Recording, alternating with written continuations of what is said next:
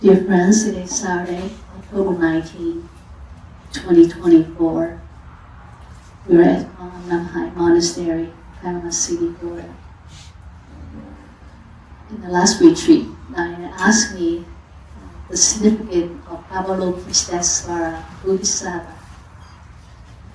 So with that invitation, I'd like to share the great energies of Avalokiteshvara Bodhisattva in this Dharma talk.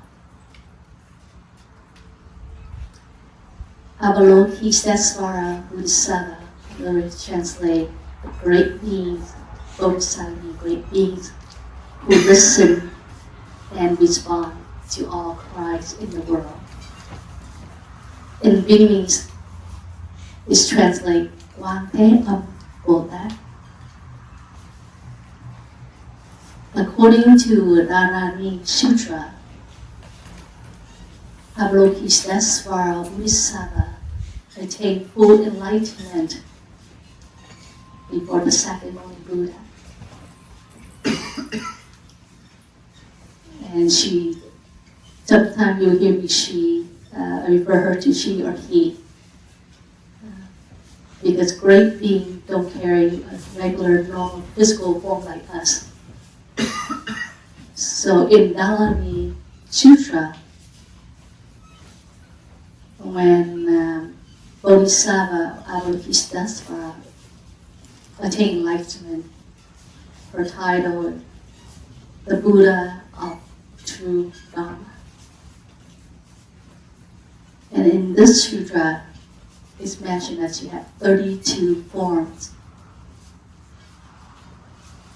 Sometimes the Avalokiteshvara Bodhisattva appear as a monk, a king, an old lady, a child, a homeless, a dragon,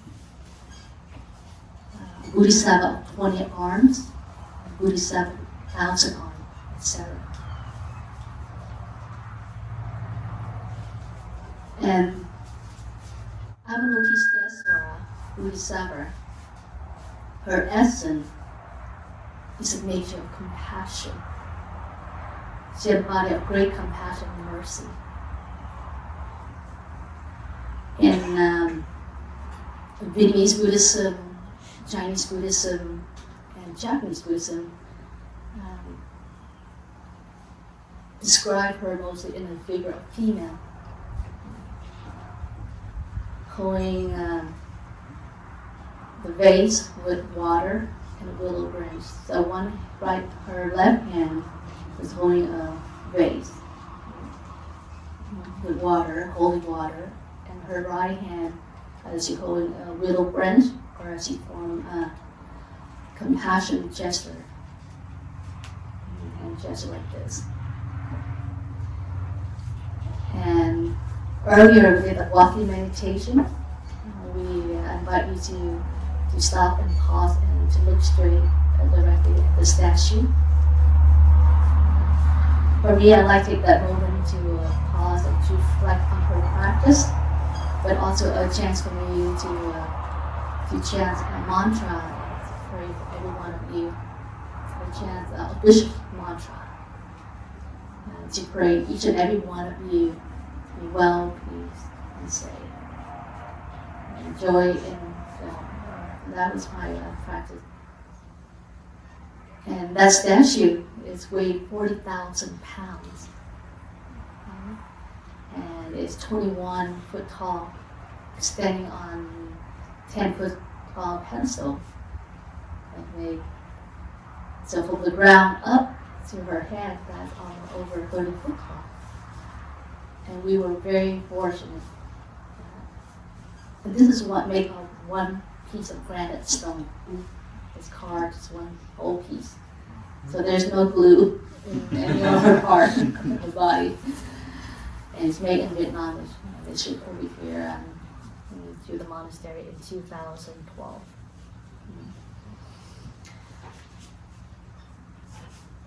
That statue we were very fortunate, like I say, very fortunate that in October 10th, 2018, Hurricane Michael in the story of the statue.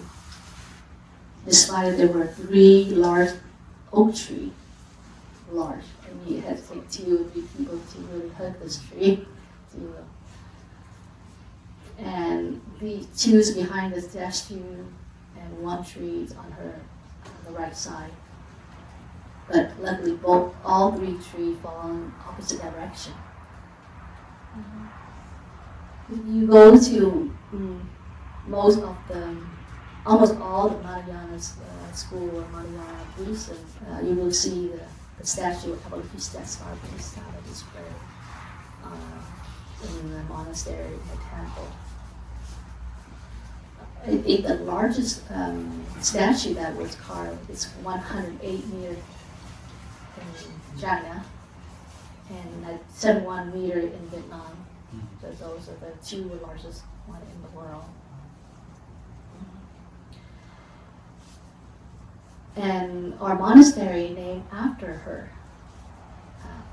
Quan Nam Hai Monastery, will be at Nam Hai, because Nam Hai means South Sea.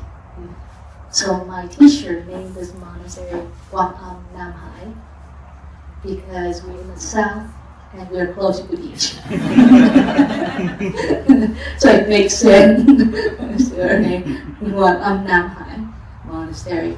But Quan Nam Hai Bodhisattva in Vietnam is very famous because every country who practice Buddhism believe they have Avalokiteshvara dwelt in their own country at their certain place. So in Vietnam, the late spiritual teacher or ancestral teacher believe Avalokiteshvara dwelt in the South Sea. So therefore they named Quan Nam Hai Bodhisattva.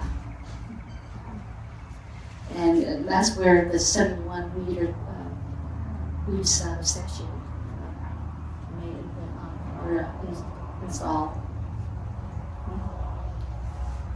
So now you know the name, where it's coming from. And because we know that Avalokiteshvara means great compassion, great mercy.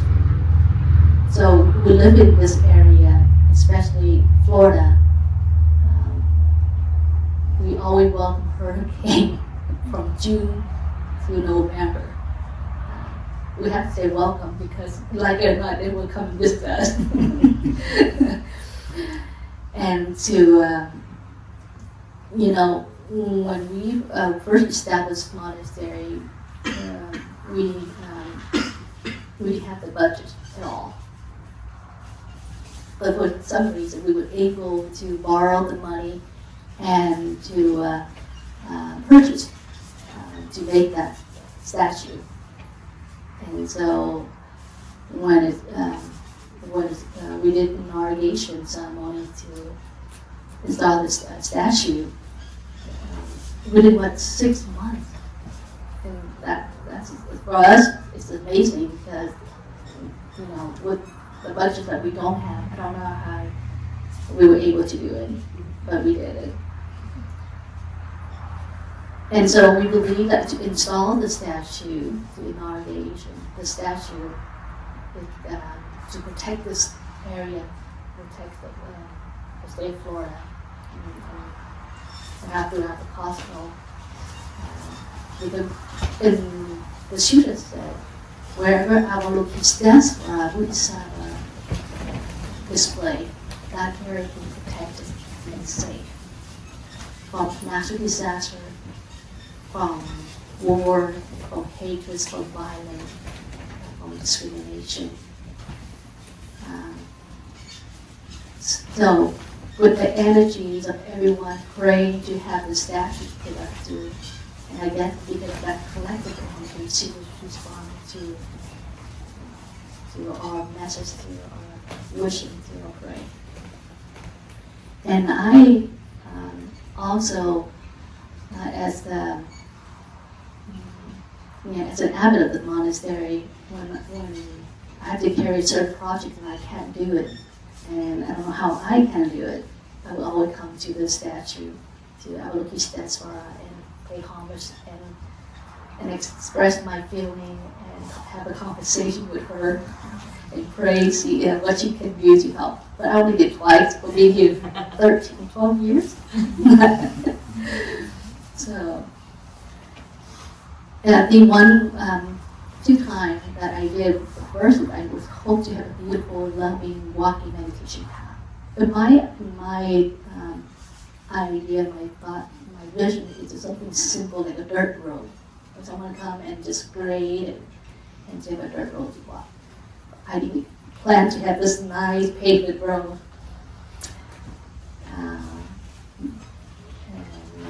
The second, I came and have a conversation and prayed to her to have someone pay the statue.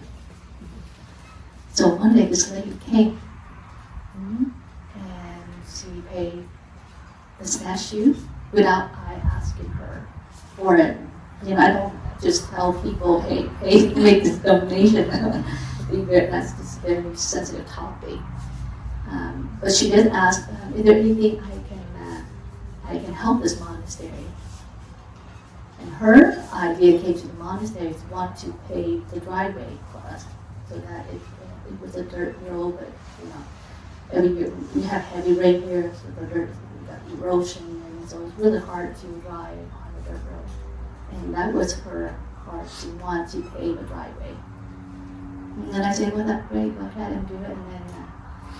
And I let her hire people to do it. And then she asked, is there anything I can help? And I said, well, there's a statue there, someone's going to donate. And she came out and she wrote a check and she paid off all of it. Wow. Mm-hmm. And later she ordained as a Buddhist. Her name was Penetration of Compassion. And she lived in Lynn Haven when I was young, and I was taught that to recite Avalokiteshvara name. And I wrote Quan, I wrote that. And my mom taught me that. Now she's my young sister. In 2012, she came and visited me, and she got stroke, severe stroke, that we thought she cannot survive. She got brain aneurysm.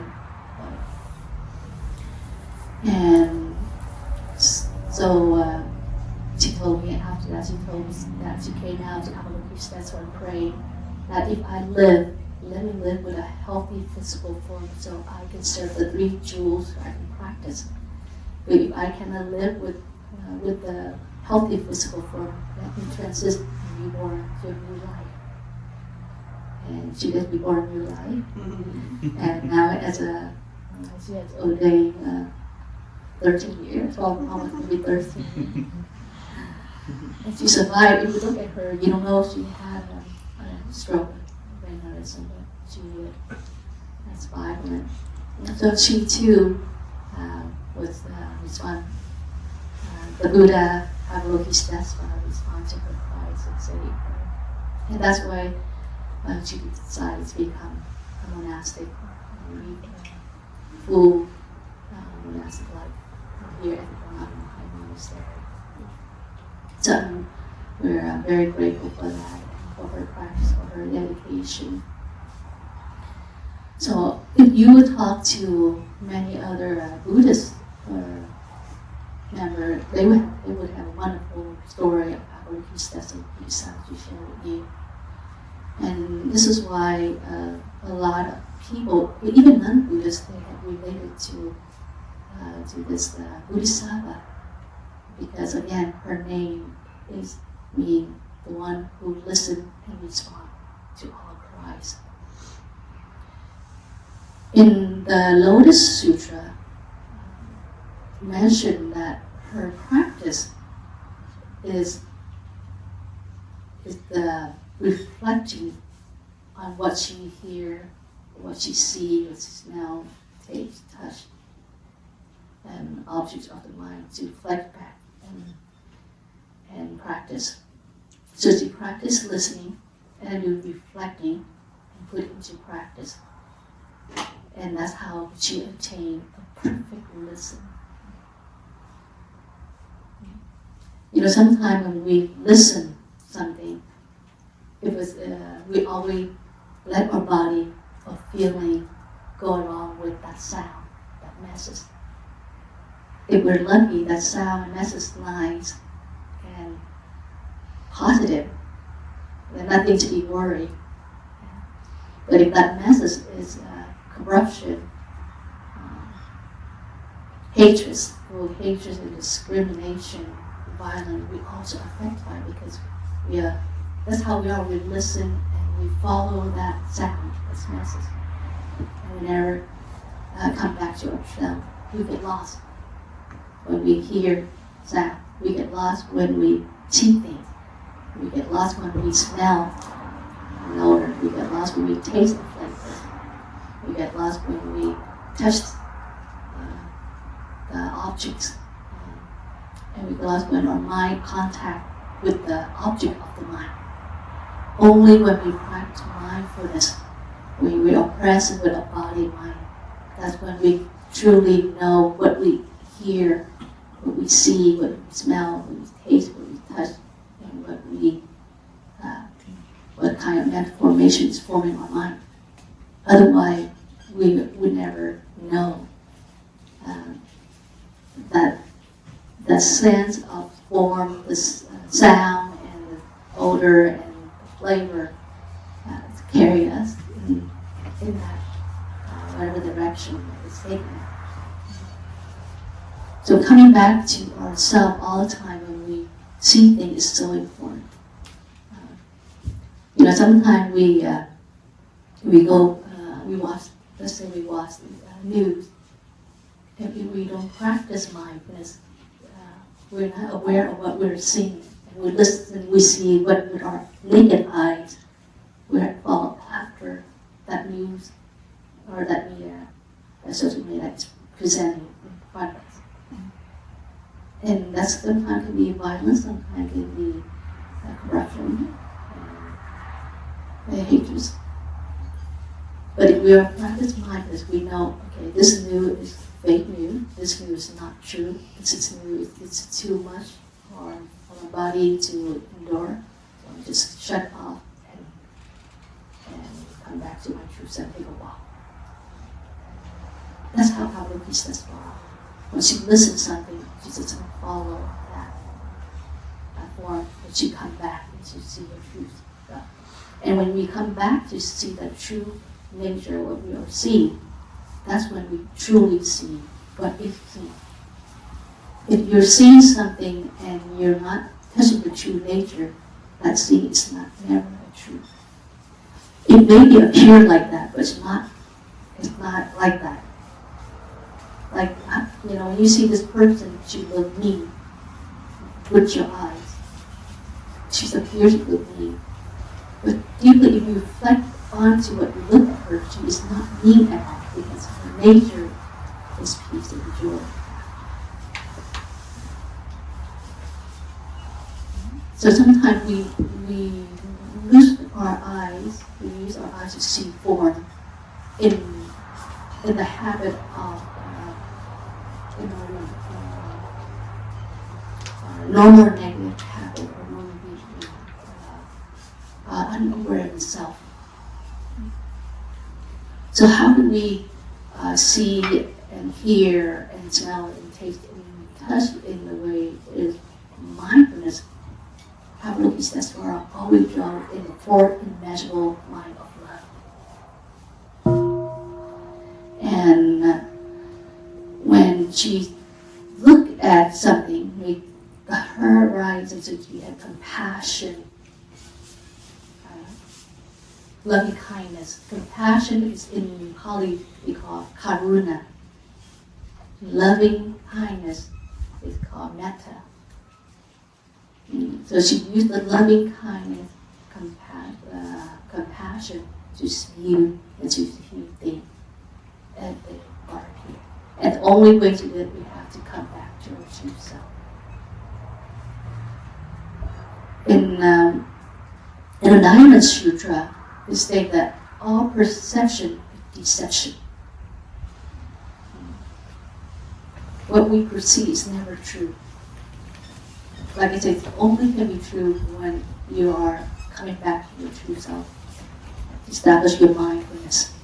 Establish your loving kindness, compassion, joy, and equanimity. Then you can really see that true nature of what you are doing. Otherwise, it's a deception. So you might pause and think about that. We've been deceived by our view many times without being aware. And that is why we cause suffering, pain, and hatred toward each other. If we view in the true nature the thing that we are seeing, then there's always joy and peace. Because in the reality of the ultimate world, everything should be at the state of peace and joy. So with the practice of listening, and when we listen to a pleasant sound like wind or wind chime or natural meditation music, that's calming our mind and body. We feel joy and we feel relaxed. Right? But what about the sound that you hear people criticize you? People judge you. People make fun of you. That's very hard sound and hard message to accept, right? But the practice of Avalokiteshvara gave us a chance to free from that sound. And we just come back and breathe and truly listen to the sound. And when we come back and establish our mindfulness breathing, that sound, even that sound, we sound very critical, very hard, violence and hatred. When we come back, we can accept that. And we know where it's coming from, why it's coming from that person. That person might say that not because she wants to, but maybe because of the body, of the feeling, and of misunderstanding. And they will have wrong view of you, and that's why they say things like that. If you give yourself a chance and establish the mindfulness breathing, come back to the four imaginable mind of love, you will understand. We're so willing that you understand. So as a practitioner, we come back and listen to what we see, what we hear. So listening is not just by ear, but listening by eyes, but also by nose, by the tongue, by the body, by the mind. And if you listen like that, you will listen to the nature of what you're contacting with. I remember one time someone told me that he was driving on the road, and so he didn't listen with the smell, but rather he's affected by what he smelled. So he just became vegetarian, and so he was driving home from work, and he smelled this burning. And he didn't realize because he was hungry. That's what he smelled, this burning as a barbecue. So he chased after that smell, and as he come too close to that smell, he found out it was burnt rubber tire. And that rang the bell, but he's awaiting mine. So from there on, he never had the desire to watch food. So that's what I mean when you don't have mindfulness. You let your wrong perception of views guide you in the wrong direction. If you have mindfulness, you know that, okay, I'm hungry. So that's why the smell is the burning smell when you have a barbecue. You wouldn't know it's not. So we have to train ourselves like that by listening to our sixth sense organs when it's contact with sixth sense objects. Established through or immeasurable love mind and just fully establish your mindfulness, and you will see. So for example, there's a bee flying, and someone, if they're mindfulness, they just aware of the bee and let it go.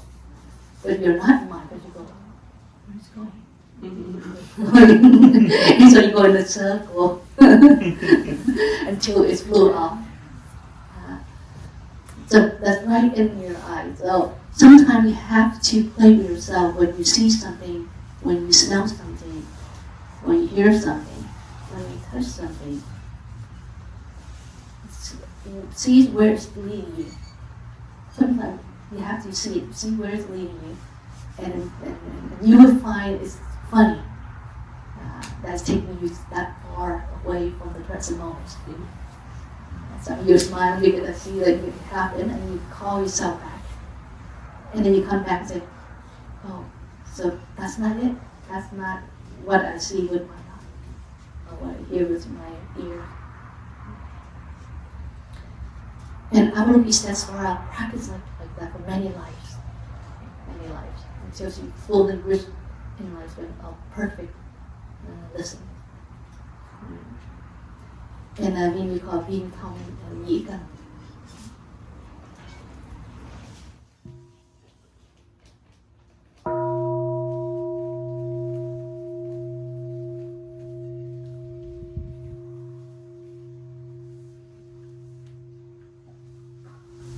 So Avalokiteshvara Bodhisattva, if she reached enlightenment of full perfect listening, that's what you're able to hear sound, all messages in the world. And how does she respond to the thoughts? So in the Lotus Sutra, the Universal Door chapter, she have 5 type of voices that we respond to. We notice you have 32 forms. Now, we learn 5 of her voices. So sometimes we listen and through our eyes, our ears, and smell and taste, that we have a certain way to speak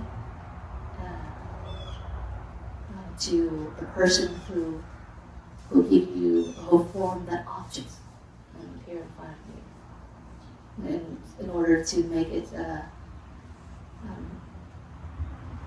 mindfulness. Otherwise, we might hurt each other without being aware. So, in the practice, when you listen, when you see things, your action in the thinking, in the body, in the speech, always embodied with compassion, loving kindness, joy, and equanimity, non-discriminating life. And that's we should inspire practice like that, like Avalokiteshvara. And then now we have used the voice to resolve the problem, to have others to awaken like ourselves in that moment. So the first voice that was mentioned in the Lotus Sutra is called the wondrous voice. This is the voice, the universal voice. Sometimes you don't have to speak the same language as that person. You just need to smile. You need to be present. And remember, voice does not mean being sound. Voice can be through the action, through the gesture. So, and this kind of voice can make this person feel calm, peace, and joy, and confident, and hope, and believe in themselves. This is a wondrous voice. And most of the time, you would see, you listen to the great Dharma master who would speak on certain on the TV or on YouTube. And sometimes this master giving a lecture, maybe it's not the same language as you are, but the gesture, the smile of this master, this person, suddenly make you feel peace and joy. I'm sure some of you have experienced that. And you feel like that person, you understand what he or she is sending out the message. Or when you sit by someone and that person just sit next to you, and you just feel great, you feel relaxed and you feel calm. And you feel like all your pain and suffering resolved. And then now you can see that this is a child, your 3-year-old child, your 7-year-old child.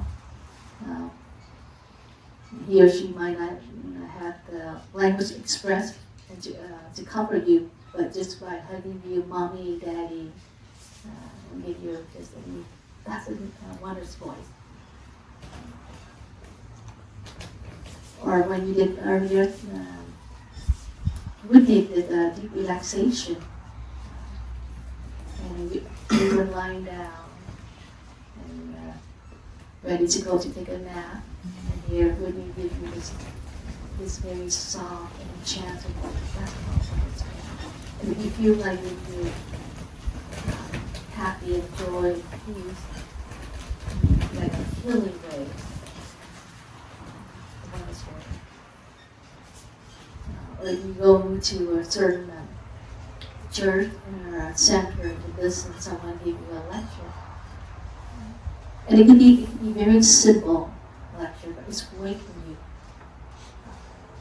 It's allowing you to see something deeper level. That's the oneness. The oneness voice is a voice that is universal voice. It's beyond language to express.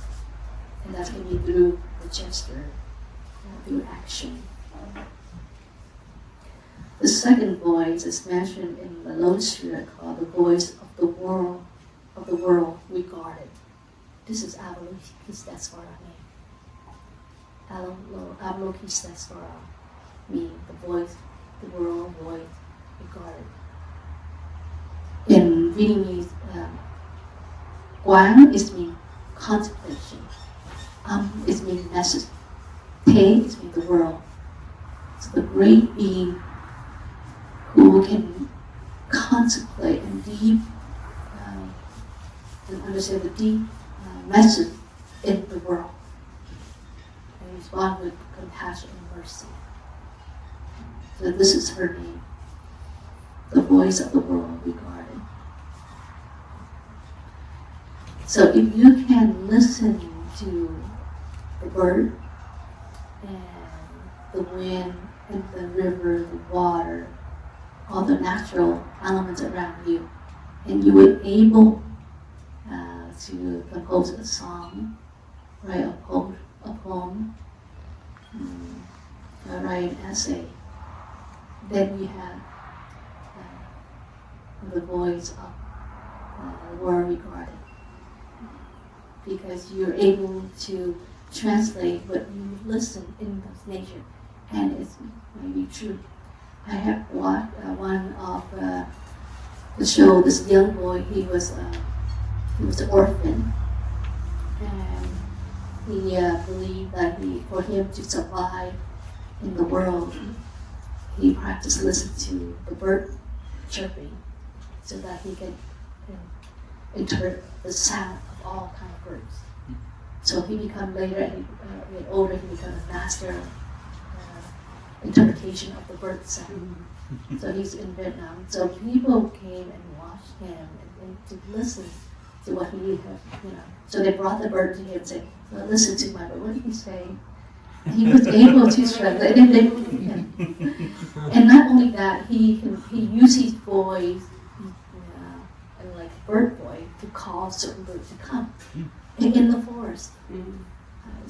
And so people feel skeptical. Maybe he brings all this bird in the forest, so they took him to different forests. So he went to different forests, and tell him and ask him, what do you call blue jay, for example, and red robin, and all that. And he did that, and they all came. The bird came by there. So you see, we have the capacity to listen to the wonderful voice, just like Avalokiteshvara. Maybe not fully perfect with her, but we have that voice. I'm sure every one of you have. Some of you might go through the sound that you listen to, and to the nature at the body that you touches to the nature. And some of you are not. The third voice that mentioned called Brahma voice. Brahma means noble. This is the voice that dwells in loving kindness, compassion, joy, and death, not discrimination.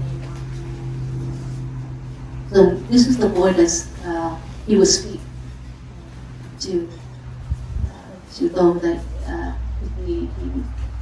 that needs help. And so sometimes you talk to someone and you feel like this person could listen to you. Maybe you didn't use the right voice. Maybe they use the unimaginable mind or the Brahma voice.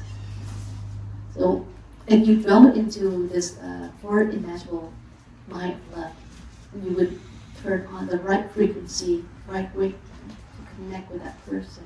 You would talk the same language without using compassion.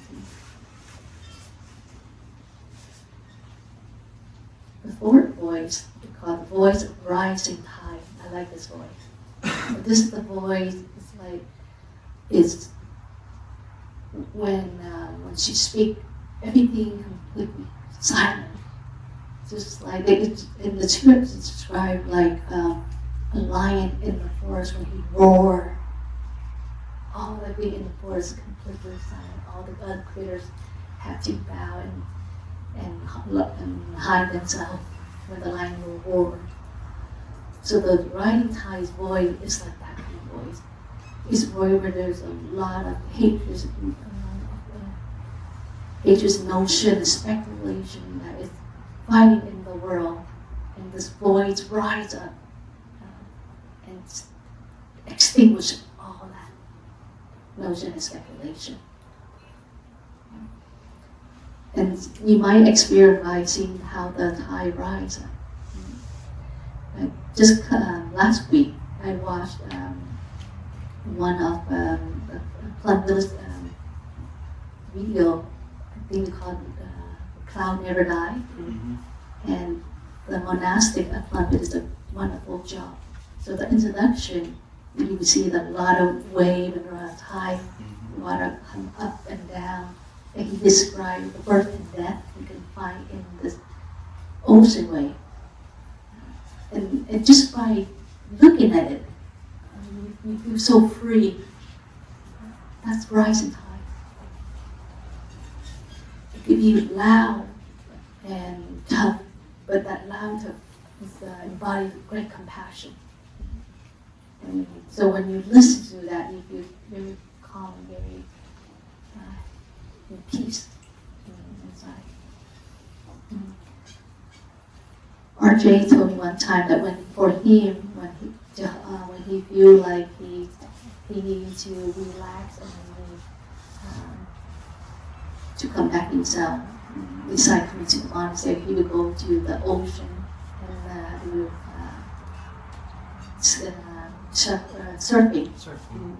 And for him to get into surfing, the tide, it's what made him feel like he was able to control his life and himself, body and speech. And he ride high and come down low. So sometimes you can talk to your children in that rising tide. But prepare with compassion, don't scream. Roar with compassion. The screaming and roaring different.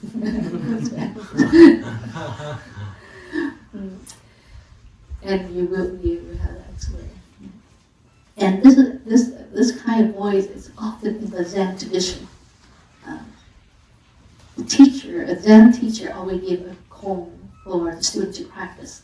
He never used a compassion voice. He used a rising tide voice. to extinguish their ignorance, to the student ignorance. I remember one of the brother in Plum Village,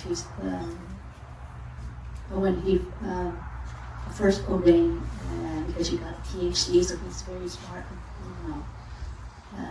in many ways.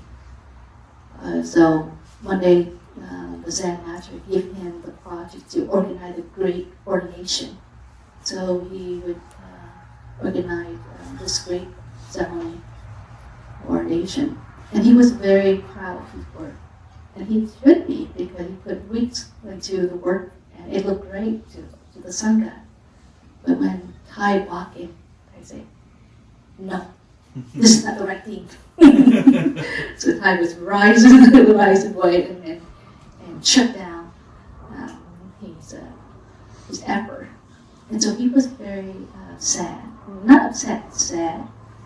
And then later he went to Thai and paid respect and asked his teachers.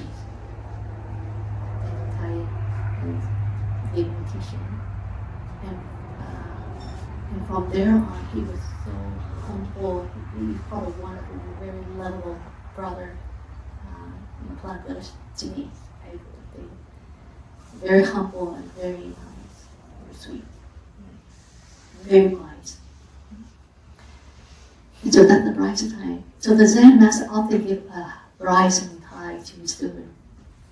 Even myself, one time when I do ask my teacher to give me that kind of voice or weight in my mind, I feel like I'm not reading anywhere. When you were young and practice, you have this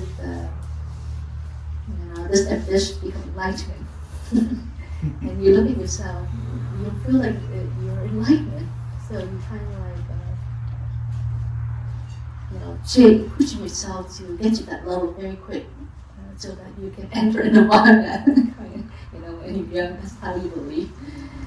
And so I request my teacher, I think 3 times, to give me the tough teaching. He just smile. And so that's that I understand. You should know yourself better. You should find that in your heart to see what you need to fix and what you need to practice.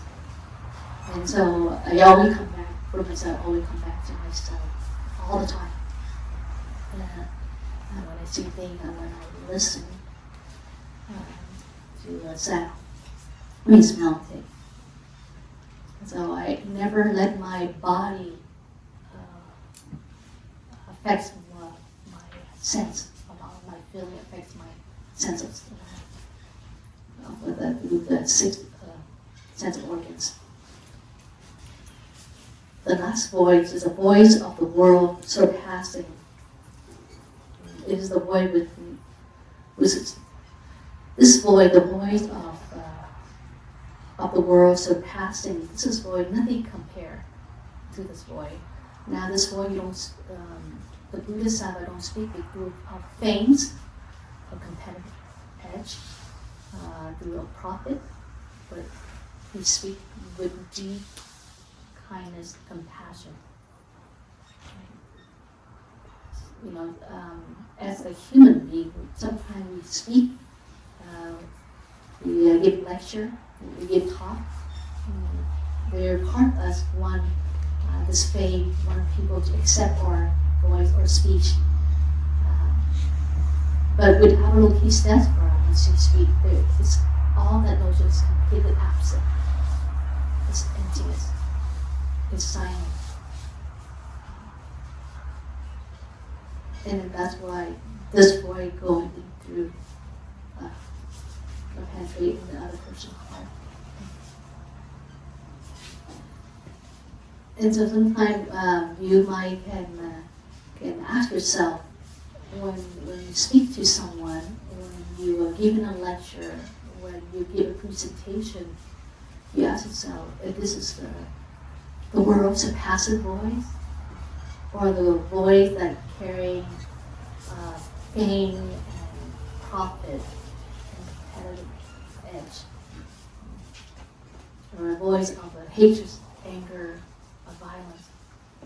If we can ask ourselves before we speak, before we talk, immediately we eliminate the wrong view, wrong thinking, wrong speech, wrong action, right in that moment without we haven't done anything yet. So these are the 5 voices. When we listen to something and we want to respond, we can come back to these 5 voices in practice. As an Avalokiteshvara Bodhisattva student, we should inspire and practice like that. We should inspire and practice when we listen and before we voice ourselves, choose one of these 5 types of voices. Let us review them. The voice of the oneness voice, the voice of world regarded. Number 3, the Brahma voice. Number 4 is the voice of rising tide. And number 5 is the voice of world surpassing. And maybe later discussion we could ask you which voice did you like to practice, to train. But in order for us to attain or to carry out this work, we have to practice listening, reflecting. When our 6th sense we're in contact with our 6th sense objects, then we put it into practice before it becomes truly the voice of the Dharma. Otherwise, the voice that we voice out, we carry the wrong message, wrong views, wrong action.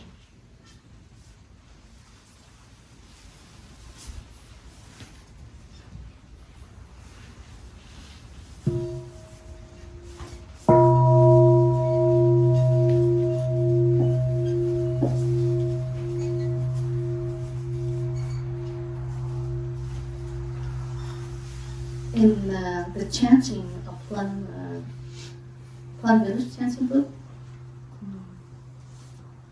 there's a part, a short contemplation invoking Avalokiteshvara Bodhisattva name, and it states like this: We invoke your name, Avalokiteshvara. We aspire to learn your way of listening in order to help relieve the suffering in the world.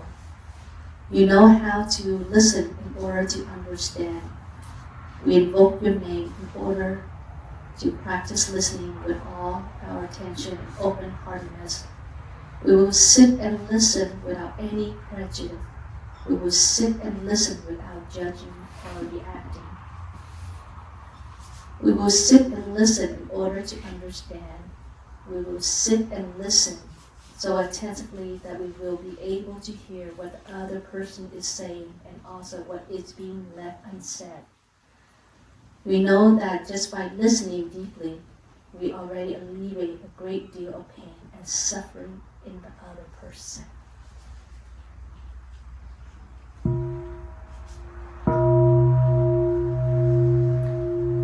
So maybe let us take this moment to invoke Avalokiteshvara name, and I know Zach loves to evoke her name daily. So if you will, the monastic and the Sangha here as Quan will chant Avalokiteshvara name.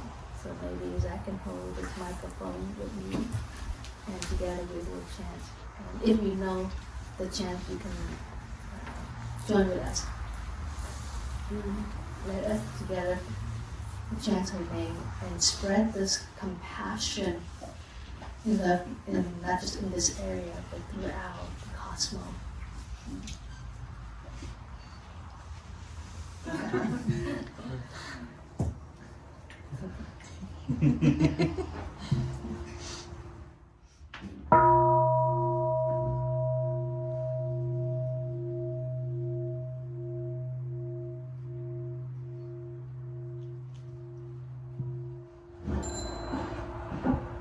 Avalokiteshvara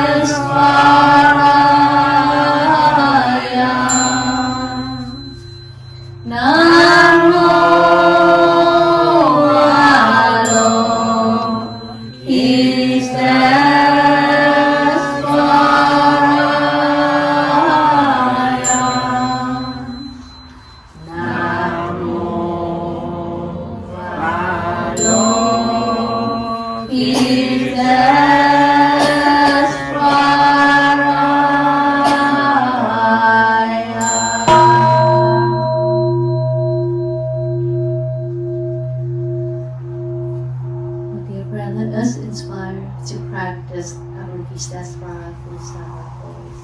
By when we listen to something, please listen with open heartedness. Please listen with no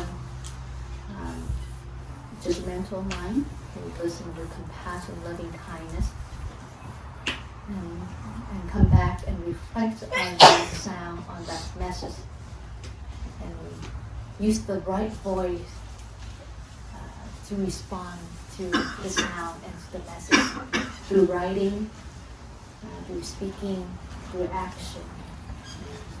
confident thinking. Thank you.